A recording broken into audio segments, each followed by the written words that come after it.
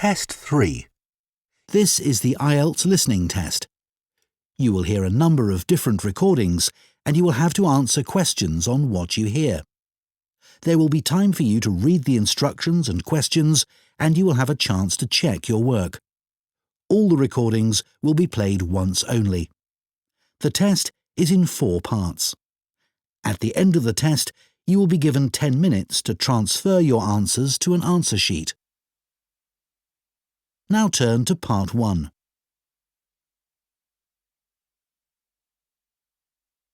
Part 1. You will hear a man talking to the coordinator of a photography club. First, you have some time to look at questions 1 to 4.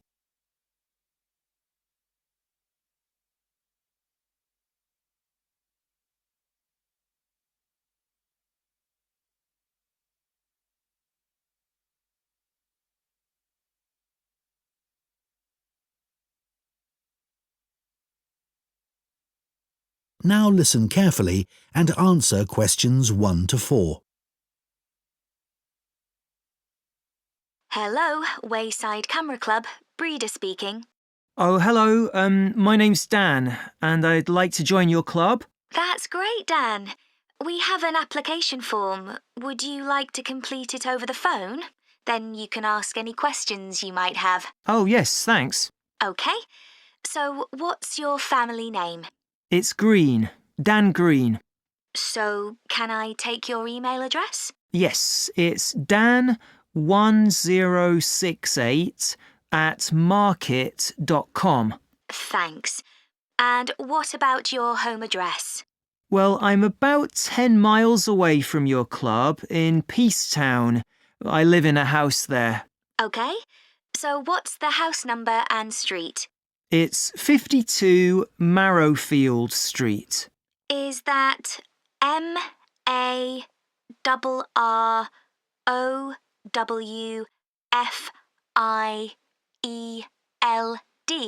That's right. And that's Peacetown, you said. Uh-huh. So, how did you hear about our club? Did you look on the internet?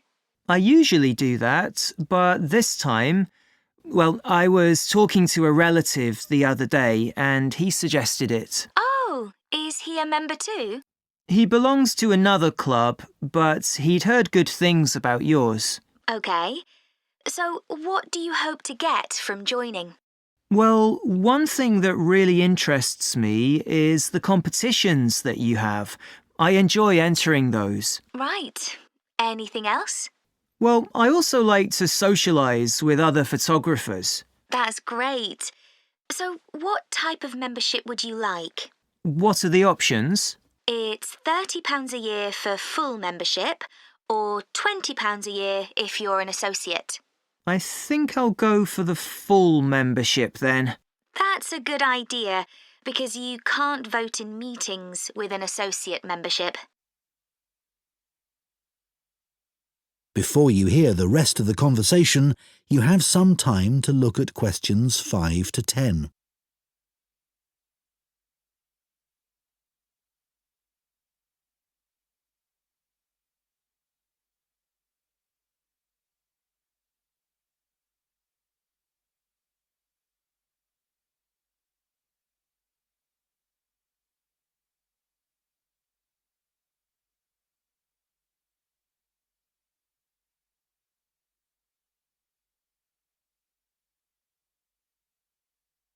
Now listen and answer questions 5 to 10. If I could just find out a bit more about you. OK. So, you said you wanted to compete. Have you ever won any photography competitions? Not yet, but I have entered 3 in the past. Oh, that's interesting. So, why don't you tell me something about those? Let's start with the first one. Well, the theme was entitled Domestic Life. I see. So it had to be something related to the home? Yeah. I chose to take a photo of a family sitting round the dinner table having a meal. And, I didn't win, but I did get some feedback. Oh, what did the judges say? that it was too busy as a picture. Aha. So it was the composition of the picture that they criticised? That's right. And once they'd told me that, I could see my mistake. So what was the theme of the second competition?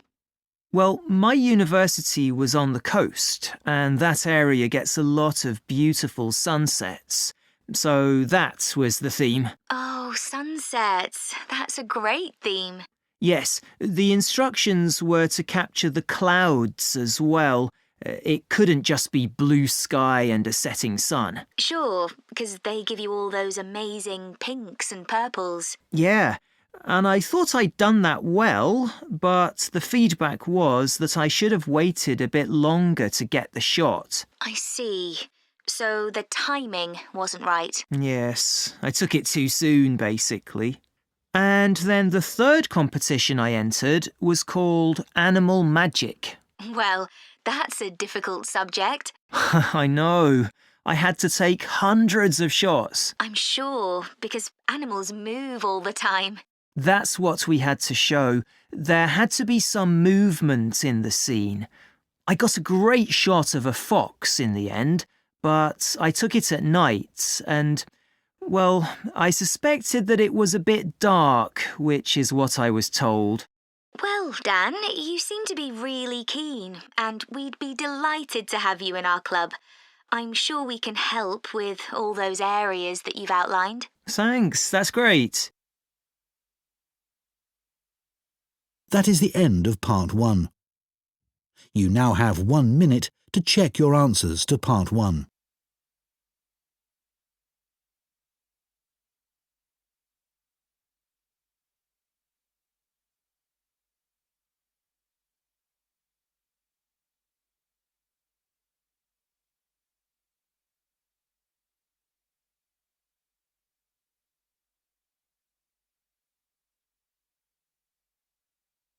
Now listen carefully and answer questions 11 to 14.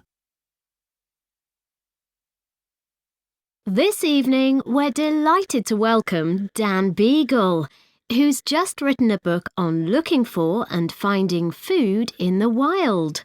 He's going to tell us everything we need to know about picking wild mushrooms. Thank you very much. Well, I need to start by talking about safety.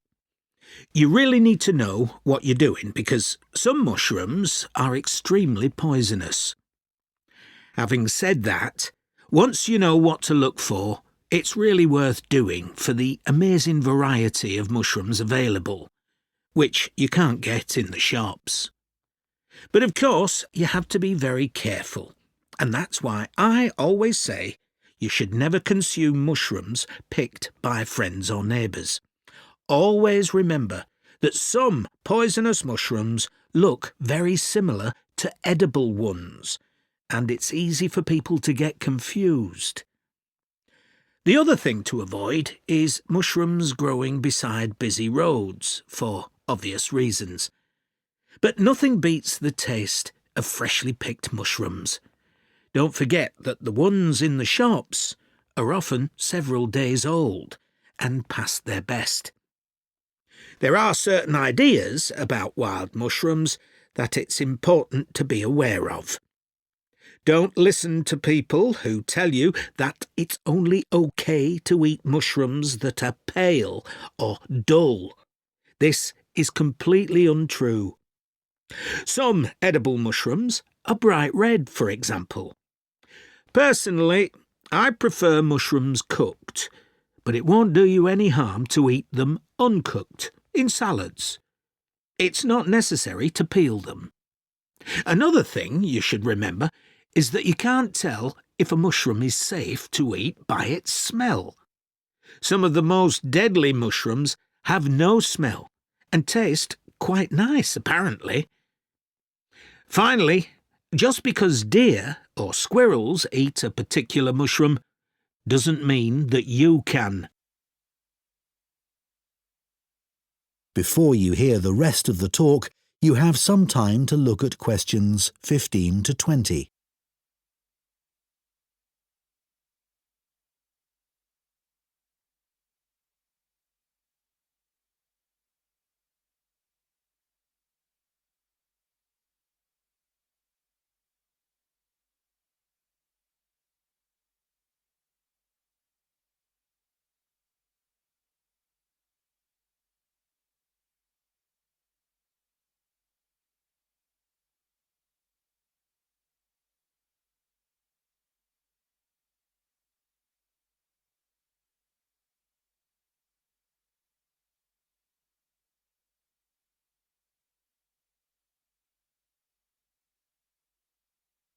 Now listen and answer questions 15 to 20.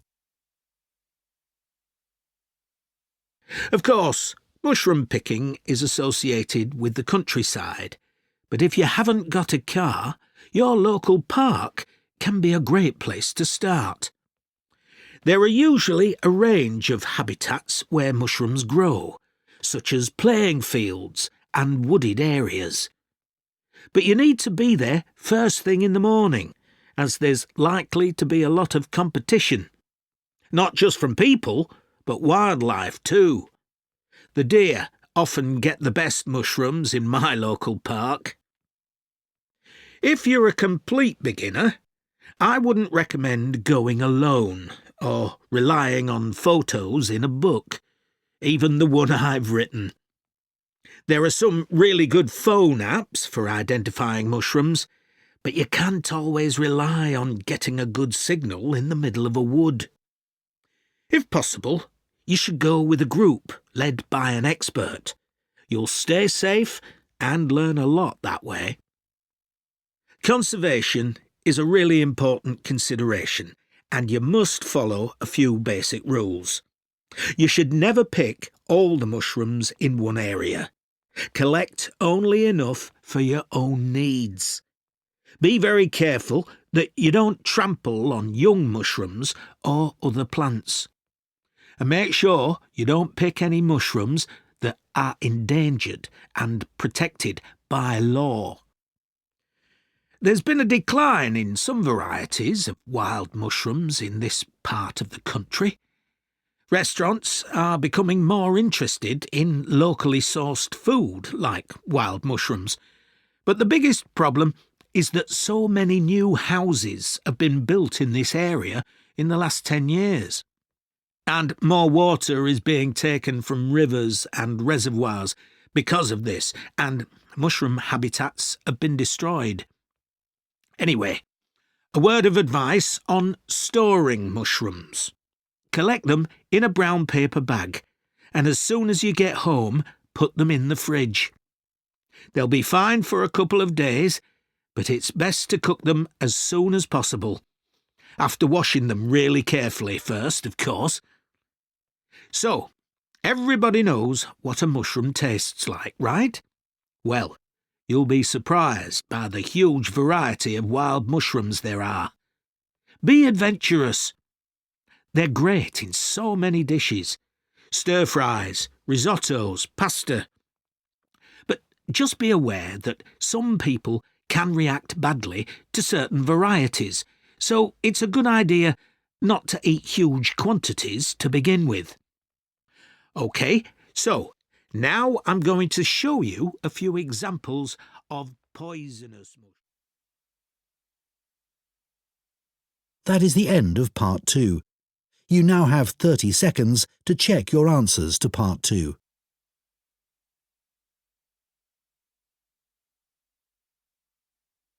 Part 3. You will hear two business students discussing automation and the future of work. First, you have some time to look at questions 21 to 24.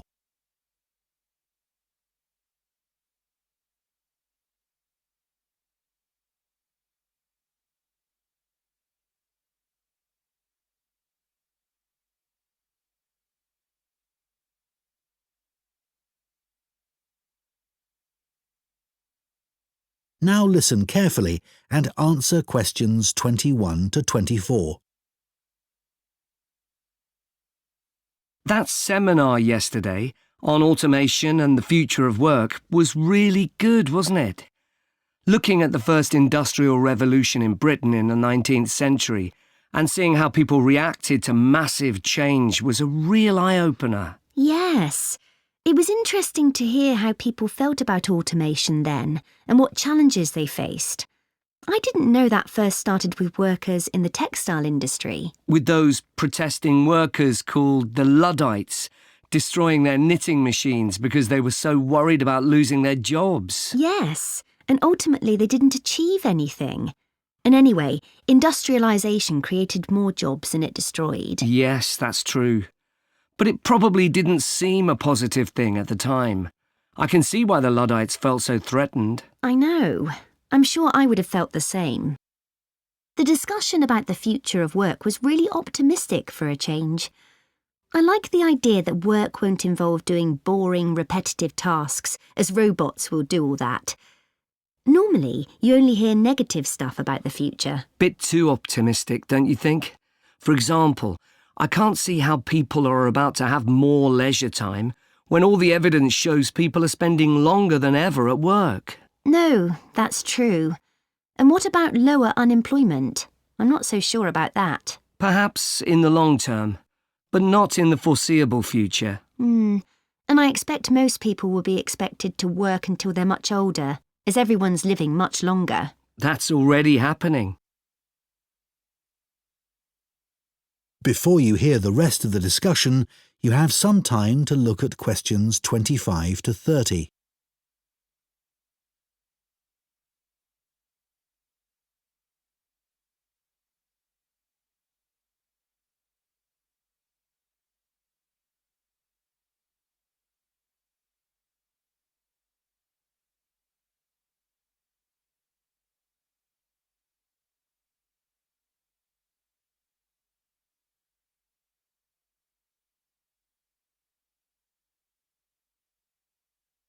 Now listen and answer questions 25 to 30.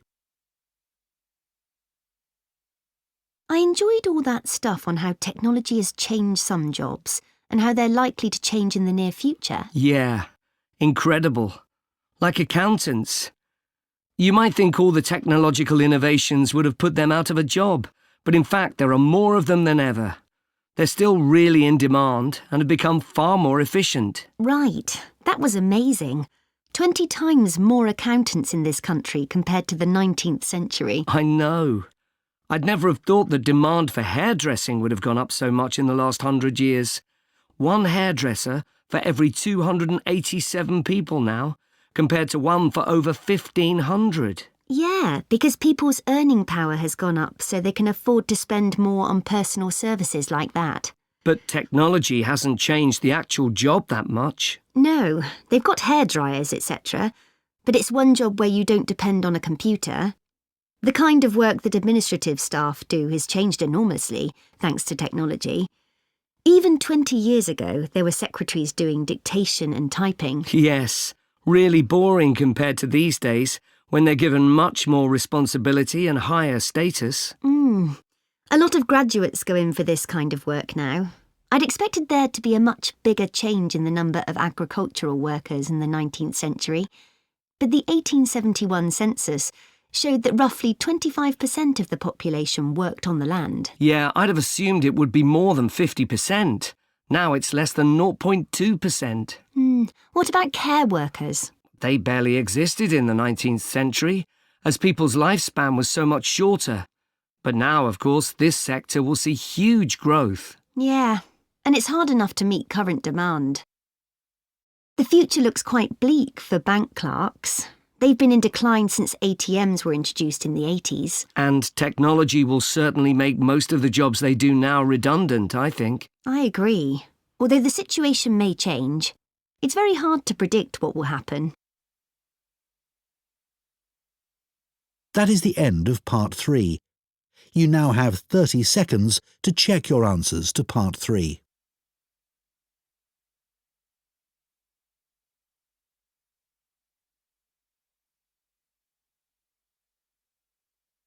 Part 4.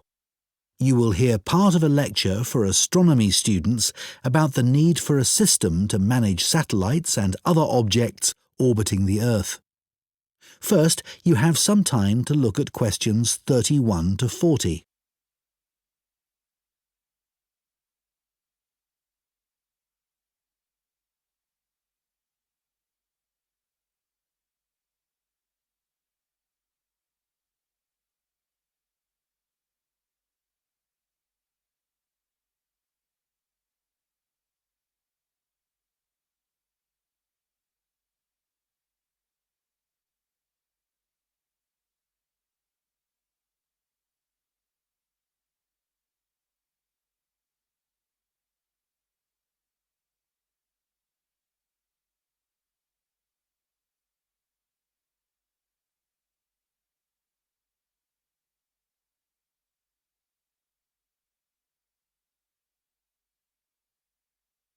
Now listen carefully and answer questions 31 to 40.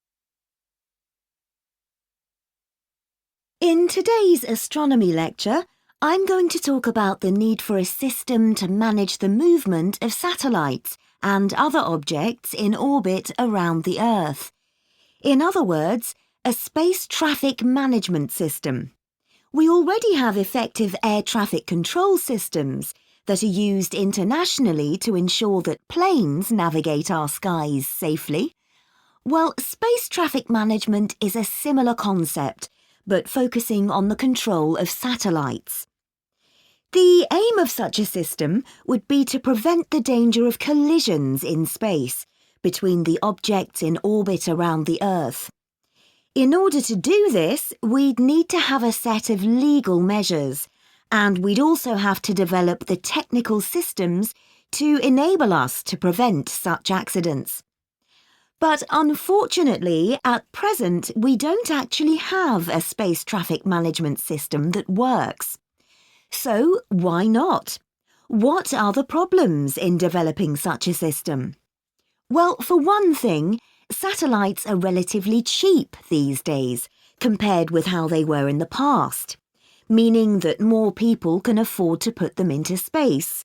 So there's a lot more of them out there, and people aren't just launching single satellites, but whole constellations consisting of thousands of them designed to work together. So space is getting more crowded every day.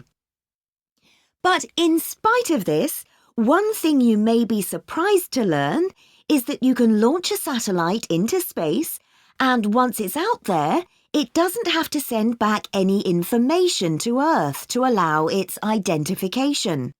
So while we have international systems for ensuring we know where the planes in our skies are, and to prevent them from colliding with one another, when it comes to the safety of satellites, at present we don't have anything like enough proper ways of tracking them. And it isn't just entire satellites that we need to consider. A greater threat is the huge amount of space debris in orbit around the Earth, broken bits of satellite and junk from space stations and so on. And some of these are so small that they can be very hard to identify, but they can still be very dangerous. In addition, some operators may be unwilling to share information about the satellites they've launched. For example, a satellite may be designed for military purposes, or it may have been launched for commercial reasons, and the operators don't want competitors to have information about it. And even if the operators are willing to provide it, the information isn't easy to collect. Details are needed about the object itself, as well as about its location at a particular time. And remember that a satellite isn't very big, and it's likely to be moving at thousands of kilometres an hour. We don't have any sensors that can constantly follow something moving so fast, so all that the scientists can do is to put forward a prediction concerning where the satellite is heading next.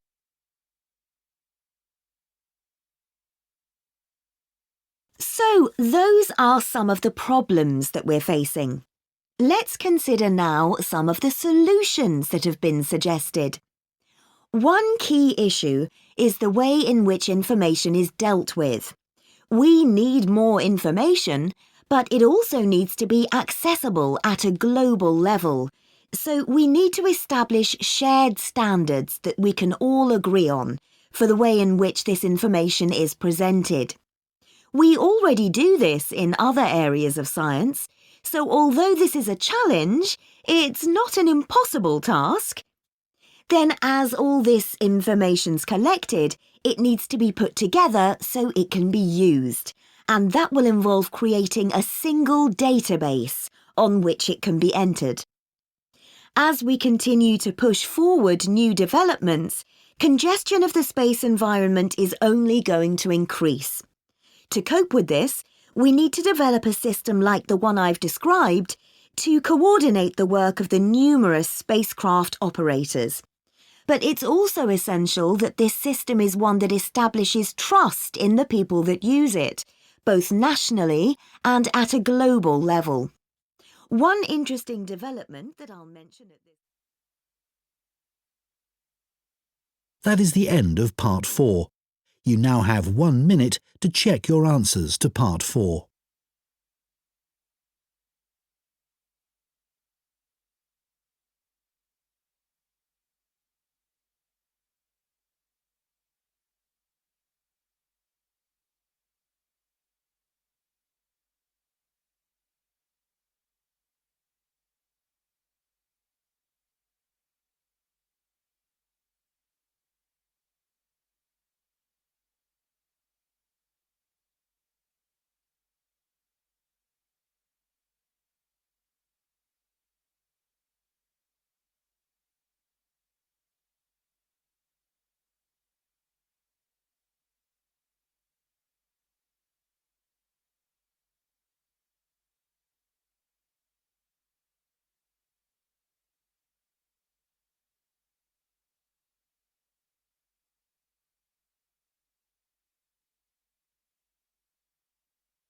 That is the end of the listening test. In the IELTS test, you would now have 10 minutes to transfer your answers to the listening answer sheet.